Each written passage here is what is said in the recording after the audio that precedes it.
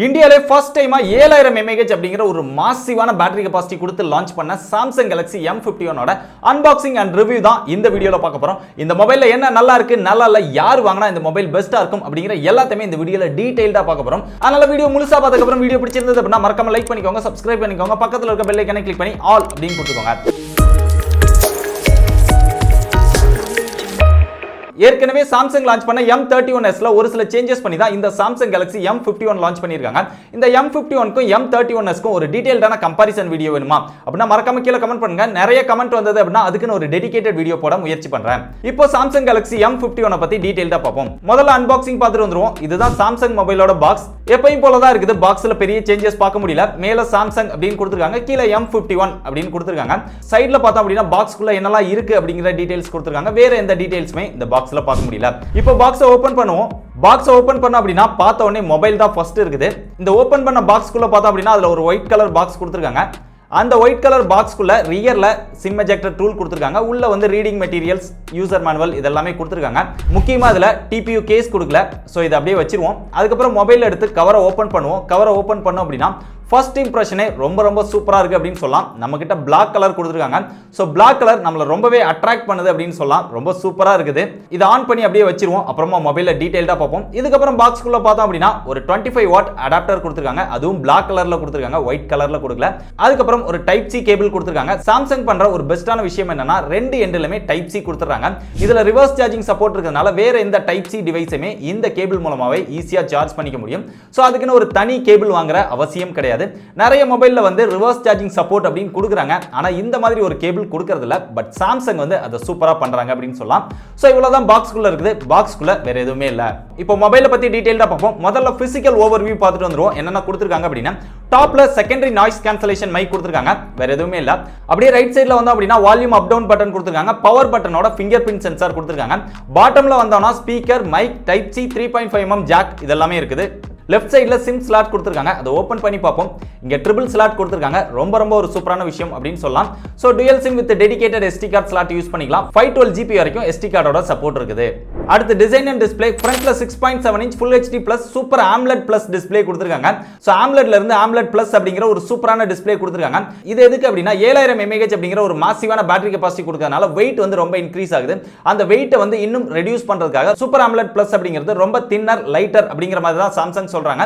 So weight reduce பண்றதுக்காகவும் ஒரு பெட்டரான display கிடைக்கிறதுக்காகவும் super AMOLEDல இருந்து சூப்பர் AMOLED பிளஸ் அப்படிங்கிற ஒரு சூப்பரான டிஸ்ப்ளே கொடுத்திருக்காங்க. சோ டிஸ்ப்ளே பத்தி அப்புறம் டீடைல்டா பார்ப்போம். ஃப்ரண்ட்ல சென்டர்ல சிங்கிள் பஞ்ச் ஹோலோட ஒரு ஃபுல் வியூ டிஸ்ப்ளே கிடைக்குது. ஃப்ரண்ட்ல கார்னிங் ஒரு கிளாஸ் 3 ப்ரொடக்ஷன் கொடுத்திருக்காங்க. அப்படியே ரியல்ல வந்து அப்படினா பிளாஸ்டிக் பேக், பிளாஸ்டிக் ஃப்ரேம் தான் கொடுத்திருக்காங்க. அதாவது கிளாஸ்டிக் அப்படினு கொடுத்திருக்காங்க. பார்க்கிறதுக்கு ஒரு கிளாஸ் மாதிரியே ஒரு லுக் இருக்குது. கலர் எல்லாமே ரொம்ப அட்ராக்ட் பண்ணுது. M31s ல பார்த்தோம் அப்படினா ஒரு கிரேடியன்ட் மாதிரி கலர் கொடுத்திருந்தாங்க. இங்க வந்து ப்ளைனா ஒரே மாதிரியான கலர் கொடுத்திருக்காங்க. அவ்வளவுதான் டிஃபரன்ஸ். மத்தது எல்லாமே ரியல்ல சேமா தான் இருக்குது. இங்க லெஃப்ட் டாப்ல வெர்டிகலா குவாட் கேமரா அலைன் பண்ணிருக்காங்க. M31s ல இருக்கிற அதே கேமரா பேக் தான் கொடுத்திருக்காங்க. ரியல்ல பிளாஸ்டிக் பேக்க தவிர ஒரு சூப்பரான டிசைன் கொடுத்திருக்காங்க அப்படினு சொல்லலாம். பார்க்கிறதுக்கு ரொம்ப சூப்பராவே இருக்குது. டிஸ்ப்ளே அப்படினு பார்த்தானா 450 nits கொடுத்திருக்காங்க. பிரைட்னஸ் ரொம்ப சூப்பரா இருக்குது. அவுட்டோர்லயும் நல்லாவே இருக்குது. சூப்பர் AMOLED பிளஸ் அப்படிங்கறனால எல்லாமே நல்லா ஷார்ப்பாவும் நல்லா கிளியராவும் தெரியுது. சோ டிஸ்ப்ளே லெவல் வேற லெவல் அப்படினு சொல்லலாம். சாம்சங் எப்பவுமே டிஸ்ப்ளே பொறுத்தவரையிலும் எந்த குறையுமே வைக்க மாட்டாங்க. தரமா பண்ணிருப்பாங்க. அதே மாதிரி தான் இதுல டிஸ்ப்ளேயும் வேற லெவலா இருக்குது. ஆனா இந்த டிஸ்ப்ளேல 60 Hz ரெஃப்ரெஷிங் ரேட் தான் கொடுத்திருக்காங்க. சாம்சங் வந்து ஹையர் எண்ட் மொபைல்ஸ்க்கே 60 Hz தான் கொடுப்பாங்க. அதனால இந்த மொபைல் எல்லாம் நம்ம 90 Hz 120 Hz அதெல்லாம் எதிர்பார்க்க முடியாது. இதுவே போதுமானது அப்படின்னு தான் நினைக்கிறேன். ஏன்னா டிஸ்ப்ளே வந்து வேற லெவலா இருக்குது. எந்த ஒரு குறையுமே சொல்ற அளவுக்கு இல்ல. இந்த மொபைலோட weight 212 கிராம் இருக்குது. 7000 mAh அப்படிங்கிற ஒரு மாசிவான பேட்டரி கெபாசிட்டி கொடுத்தாலும் weight வந்து ரொம்பவே கண்ட்ரோல் பண்ணிருக்காங்க அப்படின்னு சொல்லலாம். ஏன்னா நிறைய மொபைல்ஸ் வந்து 200 கிராம் 210 கிராம் அப்படிங்கறத நம்ம பார்க்க முடியுது. 4000 4500 mAh 5000 mAh பேட்டரி கெபாசிட்டி இருக்குது. இவங்க 7000 mAh அப்படிங்கிற ஒரு மாசிவான பேட்டரி கெபாசிட்டி கொடுத்து 6.7 இன்ச் டிஸ்ப்ளே கொடுத்து 212 கிராம்ல ஒரு சூப்பரா டிசைன் பண்ணிருக்காங்க. சோ அதனால weight வந்து கண்ட்ரோல்ல தான் இருக்கு. செம சூப்பரான மொபைல் அப்படினே சொல்லலாம். அடுத்து கேமரா. ரியல்ல குவாட் கேமரா கொடுத்திருக்காங்க. அதுல பிரைமரி கேமராவா 64 megapixel Sony IMX682 sensor use பண்ணிருக்காங்க. ஒரு செம சூப்பரான சென்சார் அப்படினு சொல்லலாம். போட்டோ குவாலிட்டி எல்லாமே வேற லெவலா இருக்கு. அதுக்கு அப்புறம் ஒரு 12 megapixel ultra wide angle lens, 5 megapixel macro, 5 megapixel depth sensor கொடுத்திருக்காங்க. இங்க selfie camera, single selfie camera 32 megapixel கொடுத்திருக்காங்க. ரியர் செல்ஃபி ரெண்டுலயுமே சிங்கிள் டேக் ஃபீச்சர் கொடுத்திருக்காங்க. 4K 4Kல வீடியோ ஷூட் பண்ணிக்க முடியும். இந்த சிங்கிள் டேக் ஃபீச்சர் வந்து M31s லே கொடுத்திருந்தாங்க. இந்த மொபைல்லையும் கொடுத்திருக்காங்க. ரொம்ப ஒரு சூப்பரான விஷயம். இந்த சிங்கிள் டேக் ஃபீச்சரை யூஸ் பண்ணி ஒரே டைம்ல வீடியோஸ், போட்டோஸ் இதெல்லாம் கம்பைன் பண்ணி அதை எடுத்து தரும் மல்டிபிள் போட்டோஸ். அது ரொம்ப சூப்பரான விஷயம். இந்த ஆப்ஷன் வந்து அவங்களுடைய ஹையர் எண்ட் மொபைல்ஸ்ல தான் கொடுத்திருந்தாங்க. இப்போ வந்து மிட் செக்மெண்ட்லயும் கொடுக்கிறது ரொம்ப சூப்பரான விஷயம். நிறைய பேருக்கு இந்த ஃபீச்சர் பிடிக்கும் அப்படின்னு நினைக்கிறேன். சாம்சங்ல இருக்கிற ஒரு பெஸ்டான ஃபீச்சர் அப்படினே சொல்லலாம். போட்டோஸ் அப்படின்னு பார்த்தா ரியர் கேமரால 64 மெகாபிக்சல் எடுக்கும்போது ரொம்ப ஷார்ப்பாவும் ரொம்ப டீடைல்டாவும் செம சூப்பரா இருக்குது அப்படின்னு சொல்லலாம். எந்த ஒரு குறையுமே சொல்ற அளவுக்கு இல்ல. அல்ட்ரா வைட் ஆங்கிள் ஷாட்டும் நல்லாவே இருக்குது. மேக்ரோ ஷாட்டும் அவுட்டோர்ல ரொம்ப சூப்பராவே இருக்குது. எந்த ஒரு ப்ராப்ளமும் கிடையாது. போர்ட்ரைட் ஷாட்டும் நல்லா இருக்குது. வீடியோ குவாலிட்டியும் நல்லா இருக்குது. செல்ஃபிலையும் எந்த ஒரு ப்ராப்ளமும் கிடையாது. கேமரா பொறுத்தவரை ரொம்ப சூப்பராவே பண்ணிருக்காங்க. பெரிய அளவுல குறை சொல்ற அளவுக்கு எதுவுமே இல்ல. இன்டோர்லமே செல்ஃபி, ரியர் ரெண்டு கேமராவுமே நல்லாவே பெர்ஃபார்ம் பண்ணுது. ரொம்ப கம்மியான லோ லைட்ல எடுக்கும்போது தான் கொஞ்சம் நாய்ஸ் தெரியுது. மத்தபடி போட்டோஸ் எல்லாமே ரொம்ப சூப்பராவே இருக்குது. அடுத்து ப்ராசஸர் சாம்சங் வந்து எக்ஸினாஸ்ல இருந்து இங்க ஸ்னாப்டிராகனுக்கு மாறி இருக்காங்க. ஒரு செம சூப்பரான விஷயம் அப்படின்னு சொல்லலாம். இங்க நல்ல பெர்ஃபார்மன்ஸ் இருக்கிற ப்ராசஸராவும் கொடுத்திருக்காங்க. ஸ்னாப்டிராகன் 730G அப்படிங்கிற ஒரு கேமிங் ப்ராசஸர் கொடுத்திருக்காங்க. பெர்ஃபார்மன்ஸ் எல்லாம் வேற லெவலா இருக்கும். ஏற்கனவே Poco X2, Realme X2, Moto One Fusion Plus இதுல எல்லாத்துலயுமே இந்த ப்ராசஸர் யூஸ் பண்ணிருக்காங்க. அதுல பெர்ஃபார்மன்ஸ் எப்படி இருக்கு அப்படிங்கிறது நிறைய பேருக்கு தெரிஞ்சிருக்கும். அதனால அதை பத்தி நம்ம பெருசா பேச தேவையில்லை அப்படின்னு நினைக்கிறேன். இதுலயுமே கேமிங் எல்லாமே ரொம்ப சூப்பரா பெர்ஃபார்ம் பண்ணுது. எந்த ஒரு லாகுமே இல்ல, எந்த ஒரு இஷ்யூமே இல்ல. நிறைய கேம்ஸ் விளையாண்டு டெஸ்ட் பண்ணி பார்த்ததுல ரொம்ப சூப்பரா பெர்ஃபார்மன்ஸ் இருக்குது. அதுவும் சாம்சங்கோட One UI-ல நல்லாவே ஆப்டிமைஸ் பண்ணிருக்காங்க அப்படின்னு சொல்லலாம். சாம்சங்ல ஒரு பெஸ்டான கேமிங் போன் பாக்குறீங்க அப்படின்னா மிட் செக்மெண்ட்ல இந்த மொபைல் வந்து கண்டிப்பா ட்ரை பண்ணலாம். அந்த அளவுக்கு பெர்ஃபார்மன்ஸ் எல்லாமே தாறுமாறா இருக்கு அப்படின்னு சொல்லலாம். அடுத்ததா இதுல சாஃப்ட்வேர் அப்படின்னு பார்த்தா Android 10 One UI கொடுத்திருக்காங்க. நிறைய ப்ளோட்வேர் வந்து ப்ரீ இன்ஸ்டால்டா வந்திருக்குது. தேவையில்லாத ஆப்ஸ் எல்லாம் எக்கச்சக்கமா இன்ஸ்டால் பண்ணி வச்சிருக்காங்க. பட் எல்லா ஆப்புமே நம்மளால அன்இன்ஸ்டால் பண்ணிக்க முடியுது. சோ உங்களுக்கு தேவையில்லாத விஷயங்கள் எல்லாம் நீங்க அன்இன்ஸ்டால் பண்ணிக்கலாம். அது கொஞ்சம் நல்ல விஷயம் அப்படின்னு நினைக்கிறேன். ப்ரீ இன்ஸ்டால்ட் ஆப்பை அன்இன்ஸ்டால் பண்ண முடியாத அளவுக்கு கொடுக்கல. அது ஒரு நல்ல விஷயம். ஆனால் இந்த ப்ளோட்வேர்ஸ் எல்லாம் சாம்சங்க்கு தேவையில்லை அப்படின்னு நினைக்கிறேன். ஏன்னா நிறைய சைனா மொபைல்ஸ் தான் இந்த மாதிரி தேவையில்லாத ஆப் எல்லாம் இன்ஸ்டால் பண்ணி லான்ச் பண்றாங்க. பட் சாம்சங்கும் அதே மாதிரி பண்றது கொஞ்சம் கடுப்பா தான் இருக்குது. இந்த மொபைல் அதர்ஸ் அப்படின்னு பார்த்தா ரொம்ப முக்கியமான விஷயம் NFC இந்த மொபைல்ல கொடுத்திருக்காங்க. NFC கொடுத்திருந்தாலுமே சாம்சங் பே கொடுக்கல. சோ அப்புறம் எதுக்கு NFC கொடுத்தாங்க அப்படின்னு தெரியல. சாம்சங் பே கொடுத்திருந்தாங்க அப்படின்னா இன்னும் நல்லா இருந்திருக்கும். அதுக்கப்புறம் ஃபிங்கர் பிரிண்ட் சென்சார் நம்ம ஏற்கனவே பார்த்த மாதிரி சைடுல தான் மவுண்ட் பண்ணிருக்காங்க. சூப்பர் AMOLED பிளஸ் டிஸ்ப்ளேவா இருந்தாலுமே under display fingerprint sensor கொடுக்கல. சைடுல தான் மவுண்ட் பண்ணிருக்காங்க. ஏன்னா இன்னும் வெயிட் வந்து ஜாஸ்தியாகும், பிரைஸும் அதிகமாகும் அப்படிங்கிறதுனால கம்மியான பிரைஸ்க்கு எடுத்துட்டு வரணும் அப்படிங்கிறதுக்காக ஃபிங்கர் பிரிண்ட் சென்சாரை சைடு மவுண்ட்ல கொண்டு போயிட்டாங்க. சாம்சங் பொறுத்தவரைக்கும் சூப்பர் AMOLED பிளஸ் டிஸ்ப்ளே எல்லாம் ரொம்ப கம்மியான பிரைஸ்க்கு எடுத்துட்டு வராங்க. ஆனா under display fingerprint sensor மட்டும் கொடுக்க மாட்டேங்கிறாங்க. So side mount fingerprint சென்சாரா இருந்தாலுமே ரொம்ப ஃபாஸ்டா வொர்க் ஆகுது, ரொம்ப அக்யூரேட்டாவும் வொர்க் ஆகுது. அதுல எந்த ஒரு ப்ராப்ளமும் இல்ல. அதே மாதிரி ஃபேஸ் அன்லாக் வந்து அவுட்டோர்ல ரொம்ப ஃபாஸ்டாவே இருக்கு அப்படின்னு சொல்லலாம். ரொம்ப லோ லைட்ல ஃபேஸ் அன்லாக் வந்து அந்த அளவுக்கு சிறப்பா வொர்க் பண்ணல. இதுல சவுண்ட் குவாலிட்டி சிங்கிள் ஸ்பீக்கர் கொடுத்திருக்காங்க. ஸ்டீரியோ சப்போர்ட்டோட இருக்குது. சவுண்ட் குவாலிட்டி வந்து பெரிய அளவுல எல்லாம் பேஸ் வரல. ஓரளவு டீசென்ட்டான சவுண்ட் குவாலிட்டி இருக்கு. பெரிய அளவுல சவுண்ட் குவாலிட்டி எதிர்பார்க்கறவங்களுக்கு இந்த மொபைல் பிடிக்காது. ஓரளவு டீசென்ட்டான சவுண்ட் குவாலிட்டி, டீசென்ட்டான கால் குவாலிட்டி இருக்கு. சவுண்ட் குவாலிட்டி, கால் குவாலிட்டில குறை சொல்ற அளவுக்கு பெருசா இல்ல. இருந்தாலும் உங்களுக்கு டீசென்ட்டான குவாலிட்டி கிடைக்குது. அடுத்து பேட்டரி கெபாசிட்டி 7000 mAh அப்படிங்கிற ஒரு மாசிவான பேட்டரி கெபாசிட்டி கொடுத்திருக்காங்க. இந்தியால இவங்க தான் ஃபர்ஸ்ட் 7000 mAh எடுத்துட்டு வராங்க. இதுக்கு அப்புறம் நிறைய மொபைல்ஸ் நம்ம எதிர்பார்க்கலாம். பட் சாம்சங் தான் எப்பவுமே 6000 mAh எடுத்துட்டு வந்தாங்க. இப்போ 7000 mAh எடுத்துட்டு வந்திருக்காங்க. அடுத்து 8000 mAh போனாலும் போவாங்க. ஒரு பவர் பேங்க் அளவுக்கு பேட்டரி கெபாசிட்டி கொடுத்திருக்காங்க. இதை யூஸ் பண்ணி நம்ம ரிவர்ஸ் சார்ஜிங் பண்ணிக்க முடியும்.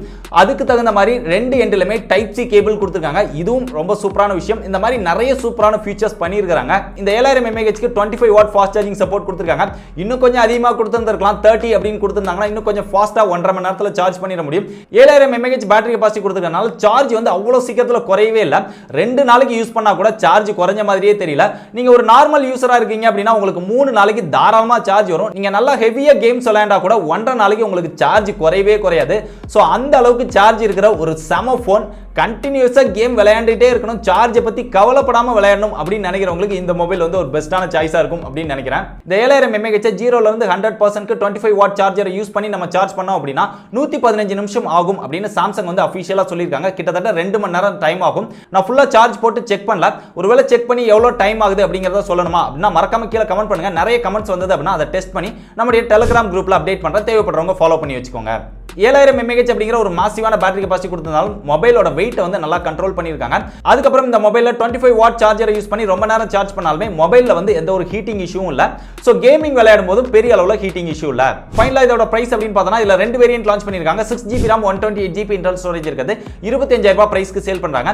அதுக்கப்புறம் 8GB RAM 128GB internal storage இருக்குது. 27000 ரூபாய் பிரைஸ்க்கு சேல் பண்றாங்க. பிரைஸ் தான் கொஞ்சம் அதிகம் அப்படின்னு நினைக்கிறேன். இருந்தாலும் சாம்சங் பிராண்ட்காகவே நிறைய பேர் வந்து பிரைஸ் அதிகமாக கொடுத்து வாங்க தயாரா இருக்காங்க. சோ அவங்களுக்கு இந்த மொபைல் வந்து பெஸ்டா இருக்கும் அப்படின்னு நினைக்கிறேன். இதுல இருக்கக்கூடிய பாசிட்டிவான விஷயம் அப்படின்னு பார்த்தா ஒரு சூப்பர் AMOLED பிளஸ் டிஸ்ப்ளே, ஒரு செமையான டிஸ்ப்ளே கொடுத்திருக்காங்க, ஒரு செம சூப்பரான கேமரா பேக் கொடுத்திருக்காங்க, 730G அப்படிங்கிற ஒரு செம பெர்ஃபார்மன்ஸ் இருக்கிற ப்ராசஸர் கொடுத்திருக்காங்க, 7000 mAh அப்படிங்கிற மாசிவான battery capacity, 25 watt fast charging சப்போர்ட்டோட வருது.